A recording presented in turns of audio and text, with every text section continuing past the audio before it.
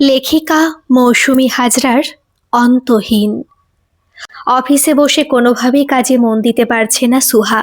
বারবার চোখের সামনে সকালের ছবিটা ভেসে উঠছে, আর ততবারই সব ঝাপসা হয়ে যাচ্ছে।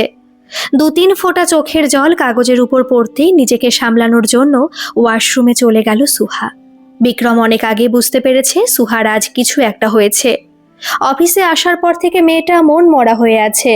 ডিভোর্সের পরেও সুহা শান্তিতে নেই, তবে কি আজও সুহা অর্ণবকে ভুলতে পারেনি? আরও কিছুদিন যাক, তারপর বিক্রম নিজের মনের কথাগুলো বলবে সুহাকে। সুহা একবার রাজি হলেই সে সুহাকে একদম নিজের করে তুলবে। তখন আর কোনো বিষাদের জায়গা থাকবে না সুহার মনে। দুনিয়ার সব সুখ দিয়ে ভরিয়ে তুলবে সুহার জীবন। লাঞ্চ টাইমে সুহা আর থাকতে না পেরে নিজেই অর্ণবকে ফোন করলো। অর্ণব ফোনটা ধরতেই ওই প্রান্ত থেকে সুহা চেঁচিয়ে বলল, এই তো কয়েক মাস হলো আমাদের ডিভোর্স হয়েছে, এর মধ্যেই মেয়ে পটিয়ে নিলি? তোর ক্যারি আছে বস, তাই এই মেয়েও কি তোর আঁকা ছবি দেখে প্রেমে পড়ে গেল নাকি? অর্ণব শান্ত গলায় বলল, দুপুরে কিছু খেয়েছিস? না খেয়ে থাকলে আগে খেয়ে নে, তারপর ফোন করিস। সুহা দুপুরে খায়নি, গলা দিয়ে ওর খাবার নামবে না। ওকে আগে জানতে হবে মেয়েটি কে ছিল। তাই মিথ্যে বলল সুহা, হ্যাঁ খেয়েছি। এবার বল মেয়েটাকে, কোথায় বাড়ি, পরিচয় কিভাবে? অর্ণব ঠোঁটে সামান্য হাসি নিয়ে বলল, এখনো তাহলে ভুলতে পারিসনি আমাকে? যাই হোক, মেয়েটাকে আমিও আগে চিনতাম না, আজই পরিচয় হলো। আমি তো একাই কফি খেতে গিয়েছিলাম, মেয়েটা আগে থেকে ওর বন্ধুদের সাথে গিয়েছিল ওখানে। আমার আঁকা ছবি ওর ভালো লাগে, তাই আলাপ করার জন্যই আমার টেবিলের কাছে এসে দাঁড়িয়েছিল। আমি সৌজন্যতার খাতিরে আমার পাশের চেয়ারে বসতে বলেছিলাম। সুহা সব শুনে একটু শান্তি পেল। অর্ণব আবারও বলল, আর কোনো প্রশ্ন না থাকলে এবার অন্তত খেয়ে নে। সুহা এবার একটু ঠান্ডা হয়ে বলল, তুই খেয়েছিস? মিনতি মাসি প্রতিদিন আসে তো রান্না করতে? অর্ণব ছোট করে একটা হ্যাঁ বলল শুধু। সুহা এবার একটু আমতা আমতা করে বলল, দেখ অর্ণব, আমরা এখন স্বামী স্ত্রী নই সেটা ঠিক, কিন্তু এখনো বন্ধু আমরা, তাই তোর কোনো প্রয়োজন হলে আমাকে জানাস। শেষের কথাগুলো সুহা কি বোঝাতে চেয়েছিল তা অর্ণব ভালো করেই জানে। 7 বছরের প্রেম আর 2 বছরের সংসার জীবনে সুহাকে কোনোদিনই স্বাচ্ছন্দ্যে রাখতে পারেনি অর্ণব। তবুও কি সুন্দর করে সংসারটা গুছিয়ে নিয়েছিল সুহা। ভালোই ছিল দুজনে। সুহার চাকরি করার উপার্জন আর অর্ণবের আঁকাআঁকি করে ভালোই কেটে যাচ্ছিল। তবু একটা ঝড় এসে সুখের সংসারটা তছনছ করে দিল। সুহা বেশি উপার্জন করত বলে অর্ণব তা নিয়ে কোনোদিন হিংসে করেনি। সুন্দরভাবে সবটা গুছিয়ে নিয়েছিল দুজনে। হাতে হাতে দুজনে একসাথে সংসারের কাজ করত। ছোট্ট সংসারের ঈশ্বর যেন সমস্ত সুখ ঢেলে দিয়েছিলেন। সুহা একটু অভিমানী, সেটা কলেজ লাইফ থেকে দেখে এসেছে অর্ণব। কোনো কারণে সুহার অভিমান হলে অর্ণব তার অভিমান না ভাঙিয়ে ক্যানভাসে সুহার অভিমানকে ফুটিয়ে তুলত রং তুলিতে। তাতে নিজের অনুভূতির কথা 2-4 লাইনে লিখে সুহাকে দেখাতো। সুহার চোখ ছলছল করে উঠলে অর্ণব বুকের মধ্যে জড়িয়ে ধরত সুহাসিনীকে। অর্ণব তখন আদুরে গলায় বলতো, আর একটু অভিমান কমালে ক্ষতি কি প্রিয়তমা? আমি চিরকালেই বুকে তোমায় আগলে রাখবো। কিছুক্ষণ পর সম্বিত ফিরল অর্ণবের। সে যে কথা দিয়েছিল সুহাকে সারা জীবন আগলে রাখবে, অথচ ডিভোর্স পেপারে কি সহজেই সই করে দিয়েছিল। একটা কাগজে লেখা সই এতদিনের সম্পর্ককে শেষ করে দিতে পারে, আবার একটা কাগজে আঁকা ছবি সব ফুটিয়ে তুলতে পারে। আবার এক মন দিয়ে ছবি আঁকতে শুরু করলো অর্ণব। বিচ্ছেদের পর আবার নতুন করে সব যেন শুরু হয়েছে। সমাজে তার আঁকার জন্য নামও হয়েছে। এখন আর কাজের অভাব নেই, সারাক্ষণ কাজে ডুবে থাকতে চায় অর্ণব, যাতে সুহার অভাববোধ তাকে ঘিরে না ধরে। তবুও এই 2 কামরার ফ্ল্যাটে চারিদিকে শুধু সুহার ঘ্রাণ। কিছু জিনিস অর্ণব রেখে দিয়েছে নিজের কাছে। সুহার পায়ের নুপুর, কানের দুল, ভেঙে যাওয়া কাচের চুড়ি, এখন শুধু তাদের সাথেই অর্ণবের সংসার। সাথে আছে রং, তুলি, ক্যানভাস। বিক্রম ডেকে পাঠালো সুহাকে নিজের কেবিনে। সুহা দরজা নক করে বলল, may I come in sir? হ্যাঁ সুহাসিনী, ভেতরে এসো। বিক্রমের মুখে সুহাসিনী নামটা শুনে সুহা একটু চমকে গিয়েছিল। অর্ণব রোজ আদর করার সময় এই নামে ডাকত। চোখের সামনে কত ছবি ভেসে উঠল, কত সুন্দর মুহূর্ত কাটিয়েছে দুজনে। কি হলো, বসো। বিক্রমের ডাকে সম্বিত ফিরল সুহার। নিজেকে সামলে নিয়ে বলল, কি জন্য আমাকে ডেকেছেন স্যার? বিক্রম মুখে হাসি নিয়ে বলল, বলার তো অনেক কিছুই আছে। আপাতত মিস্টার বসুর ফাইলটা তৈরি হয়ে গেলে আমার কাছে দিয়ে যাও। সকাল থেকে একটু তোমাকে মনমরা দেখছি, কিছু কি হয়েছে? মুখের সামনের চুলগুলো সরিয়ে বিক্রমের দিকে না তাকিয়েই সুহা বলল, না স্যার, কিছু হয়নি তো। বিক্রম খুব ভালোভাবেই বোঝে সুহাকে। সুহা যে মিথ্যে বলছে তা সে ভালো করেই জানে। কয়েক সেকেন্ড চুপ থাকার পর বিক্রম আবারও বলল, তোমার যদি কোনো কাজ না থেকে থাকে অফিসের শেষে আমরা কি একবার কফি শপে যেতে পারি? বিক্রমকে না বলতে পারবে না সুহা। তার অনেক উপকারের ভার সুহার উপর রয়েছে। বিক্রমের জন্যই সুহা ডিভোর্সের মতো সিদ্ধান্ত নিতে পেরেছে। সুহা রাজি হয় কফি শপে যাওয়ার জন্য। মনের অনিচ্ছা সত্ত্বেও কোনো কাজ করলে তা মুখ দেখে বুঝতে পারা যায়। সুহার মুখে তার স্পষ্ট ছাপ দেখতে পারছে বিক্রম। তবে সব থেকে বেশি সুহাকে ক্লান্ত লাগছে। গত রাতেও রাত 2টোর সময় অনলাইন দেখতে পেয়েছিল বিক্রম। ঠিকমতো বোধহয় ঘুম হচ্ছে না সুহার। এতদিনের সম্পর্ক ভুলে যাওয়া সহজ নয়, তবে একটা সময় পর সুহারও নিজের জীবনটা গুছিয়ে নিতে ইচ্ছে করবে। কিছুক্ষণ চুপ থাকার পর সুহা হঠাৎ বলে উঠল, আপনি তো আমার অনেক হেল্প করেছেন, আর একটা হেল্প করতে পারবেন? আমার ইচ্ছা আমি অনাথ আশ্রম থেকে একটা বাচ্চা অ্যাডাপ্ট করব। এই ব্যাপারে যদি একটু হেল্প করেন। বিক্রম হাসি মুখে বলল, আমাকে অনুরোধ নয়, আদেশ দিও। তোমার সব কথা শুনতে আমি রাজি। সুহার ঠোঁটের কোণে হালকা হাসি রেখা দেখা দিল। আর এই হাসিতে কোনো ভেজাল নেই, সেটা বিক্রম দেখেই বুঝতে পারল। দরজা খুলে সুহার মা জিজ্ঞেস করল, কি রে, এত দেরি হলো? ফোন করছি এত, ফোনটাও ধরিসনি কেন? জুতো খুলতে খুলতে সুহা বলল, অফিসের শেষে কফি খেতে গিয়েছিলাম বিক্রম স্যারের সাথে, আর ফোনটা সাইলেন্ট ছিল বলে বুঝতে পারিনি।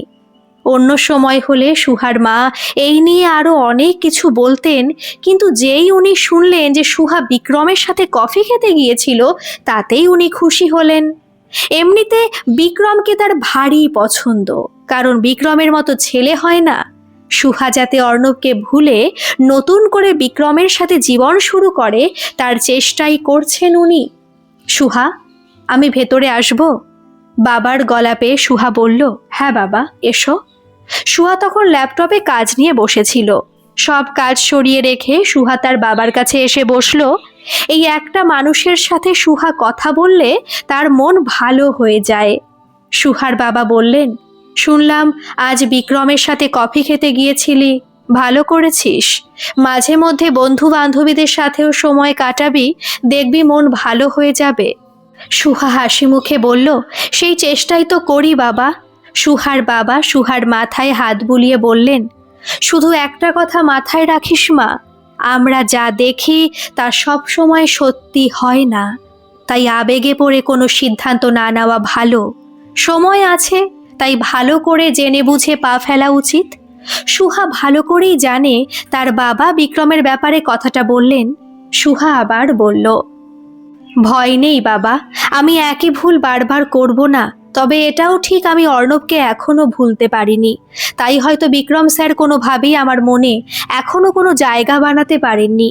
আমি বিক্রম স্যারকে খুব রেসপেক্ট করি, উনি আমার খারাপ সময়ে পাশে থেকেছেন। আমি এটাও জানি উনি আমাকে ভালোবাসেন, তবে আমার মনে কোনো অনুভূতি তার জন্য নেই। মা, আমাকে একটু কোলে নেবে? নাও না কোলে। ঘুমটা ভেঙে যায় সুহার। প্রায় মাঝে মধ্যে এইরকম স্বপ্ন দেখে। অর্ণবের সাথে থাকাকালীনও দেখত। তার মা হওয়ার ইচ্ছে খুব ছিল। অর্ণবকে সব সময় বলতো, দেখিস আমাদের একটা মেয়ে হবে। অর্ণব তখন ভালোবেসে বুকে জড়িয়ে নিয়ে বলতো, হবে তো। সুহা কোনোদিন কনসিভ করতে পারেনি। বারবার সব আশা বিফলে গেছে। তাই বাধ্য হয়ে দুজনে ডাক্তারের পরামর্শ নিতে গিয়েছিল।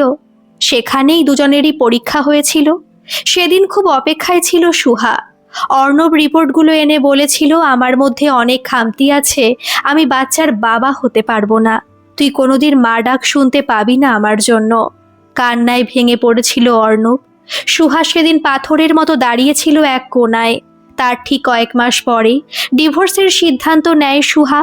সুহা মাঝে মধ্যে ভাবে এই কারণে কি সুহা ডিভোর্স চেয়েছিল, কিন্তু সব কিছু জানার পর তো সুহা আরও বেশি করে ভালোবেসে বেঁধে রেখেছিল অর্ণবকে।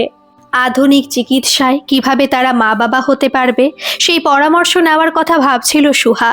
সংসারের প্রতি উদাসীন হতে থাকে আস্তে আস্তে অর্ণব। অর্ণব বলতো, জানিস সুহা, শিল্পী মানুষেরা প্রেম ভালো জানে, কিন্তু সংসারে তারা বড্ড কাঁচা। সুহা ভেবেছিল কদিন দূরে থাকলে অর্ণব হয়তো একটু পরিবর্তন হবে, কিন্তু তা হয়নি। তাই ভয় দেখানোর জন্য সুহা যেদিন ডিভোর্সের কথা বলেছিল, অর্ণব সহজেই রাজি হয়ে গিয়েছিল। অনেকদিন ধরে চেষ্টা করার পর অবশেষে কাজটা পেয়ে গেল অর্ণব। মনের মতো কাজ পেয়ে বড্ড খুশি সে আজ। কাজের সাথে সাথে অনেক কিছু শিখতেও পারবে আঁকা আঁকি নিয়ে। এত বড় বড় শিল্পীদের সাথে কাজ করার কথা শুধু সে স্বপ্নেই দেখেছে। ভালো স্যালারিও পাওয়া যাবে। সুহা শুনলে ভীষণ খুশি হবে।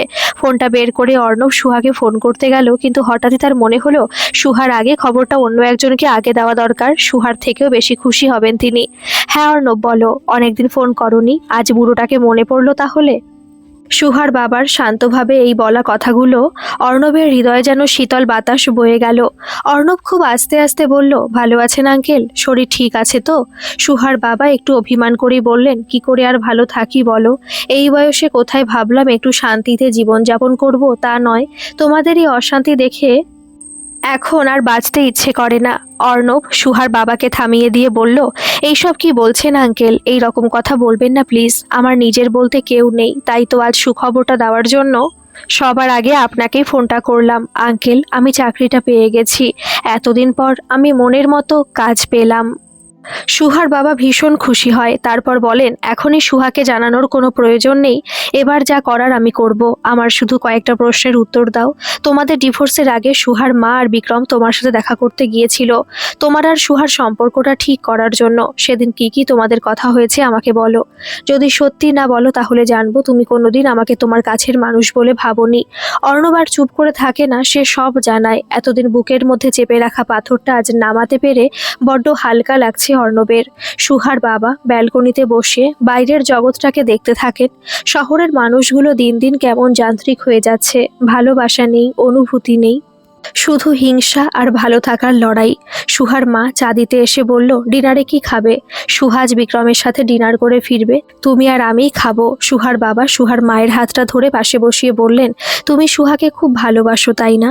সুহার মা অবাক হয়ে বললেন, এতে বলার কি আছে? সুহার বাবা এবার সুহার মায়ের চোখের দিকে তাকিয়ে বললেন, মেয়ের ভালোবাসায় অন্ধ হয়ে কোনটা ঠিক আর কোনটা ভুল সেটাই বুঝতে পারোনি। সুহার মা কিছু বলতে যাবেন, ঠিক তখনই সুহার বাবা উত্তেজিত হয়ে বললেন, শুধু টাকা পেলেই ভালো থাকা যায় না। তুমি আর বিক্রম যে নোংরা খেলাটা খেলেছো সেটা যদি সুহা জানতে পারে তাহলে কি তুমি তোমার মেয়ের সামনে চোখে চোখ রেখে দাঁড়াতে পারবে তো? সুহার মা চুপ করে থাকেন। সেদিন সুহার মা আর বিক্রম সুহাকে বলেছিল অর্ণবের সাথে দেখা করে তারা সম্পর্কটা ঠিক করে দেবে তাদের, আবার আগের মতো। কিন্তু অর্ণবের সাথে দেখা করে সুহার মা আর বিক্রম তাকে ভীষণ অপমান করে, বারবার বুঝিয়ে দেয় সে কোনোভাবে সুহার যোগ্য নয়। তারপর সুহার কাছে এসে তা দুজনে মিলে বলে, অর্ণব কোনোভাবে নিজেকে বদলাতে চায় না। ভেঙে যায় অর্ণব আর সুহার সংসার। আজ ভীষণ সুন্দর দেখতে লাগছে সুহাকে। বিক্রম মনে মনে ভাবে, আজ তাকে মনের কথা জানাতেই হবে। একটা ফোন আসতে একটু বাইরের দিকে গেল বিক্রম। সুহার এই সব একদম ভালো লাগছে না। মায়ের জন্য তাকে এখানে আসতে হয়েছে। মা যেন দিন দিন কেমন নাছোড়বান্দা হয়ে যাচ্ছে। সুহা কি করে বোঝাবে মাকে যে সে বিক্রমকে ভালোবাসতে পারবে না? সংসার তো অনেক দূরের কথা। অর্ণবের সাথে একটা কাগজে সই করে সমাজের চোখে সংসারটা ভেঙে গেলেও আজও কোথাও না কোথাও একটা না হওয়া সংসার করছে দুজনে। একসাথে না থাকলেও দুজন দুজনকে ভুলতে পারছে কই? আরে সুহাসিনী, কেমন আছো? সুহা তাকিয়ে দেখে ডক্টর নায়েক তার সামনে দাঁড়িয়ে। এই ডক্টরের কাছেই তো সুহা আর অর্ণব গিয়েছিল। সুহা হাসি মুখে বলে, ভালো আছি। ডক্টর নায়েক আবারও বলেন, এতদিন পর তোমাকে দেখে ভীষণ ভালো লাগছে। অর্ণব সেদিন রিপোর্টগুলো জানার পর বলেছিল তোমাকে সারা জীবন আগলে রাখবে। নাইবা বাচ্চা হলো, দত্তক তো নেওয়া যাবে। আসলে সুহা, তোমার জরায়ুতে এমন কিছু সমস্যা আছে যার জন্য তোমার কনসিভ করা অসম্ভব। এইসব কি শুনছে সুহা? তবে যে অর্ণব বলেছিল সব সমস্যা নাকি অর্ণবের, অর্ণব মিথ্যে বলেছিল। ঠিক সেই সময় সুহার বাবা সুহাকে ফোনে সুহার মা আর বিক্রমের ব্যাপারে সব জানায়। সুহার প্রচণ্ড রাগ হয়। মা আর বিক্রম মিলে এতটা ক্ষতি করতে পারলো সুহার। সুহা বাইরের দিকে তাকিয়ে দেখলো বিক্রম তখনও ফোনে ব্যস্ত। আর কোনো কিছু না ভেবে পিছনে দরজা দিয়ে বেরিয়ে গেল। অর্ণবকে ফোন করে দেখা করতে বলার পর ফোনটা অফ করে দিল সুহা। অপেক্ষা করে বসে আছে সুহা অর্ণবের জন্য। রোজ সন্ধেবেলা ঠিক এইভাবে অর্ণব অপেক্ষা করতো সুহার জন্য। মনে হচ্ছে সময়টা যেন এখন থমকে গেছে। রাগ হচ্ছে ভীষণ তার, কিন্তু রাগটা সব থেকে বেশি হচ্ছে অর্ণব আর নিজের প্রতি। তাদের সম্পর্কটা কি এতই ঠুনকো ছিল? কিছুক্ষণের মধ্যেই অর্ণব এসে হাজির হলো। সুহার চোখে মুখে রাগের ছাপ স্পষ্ট। কিছু একটা হয়েছে সেটা বুঝতে পেরেছে অর্ণব। তাই কিছুটা কৌতুক করে আকাশের দিকে তাকিয়ে বলল, উফ, কত কষ্ট করে একটা মেয়ে পটিয়েছিলাম। আজ ফার্স্ট ডেট ছিল তার সাথে। ভাবলাম ডিভোর্সের পর একটু শান্তি পাবো, তার কপালে নেই মনে হচ্ছে।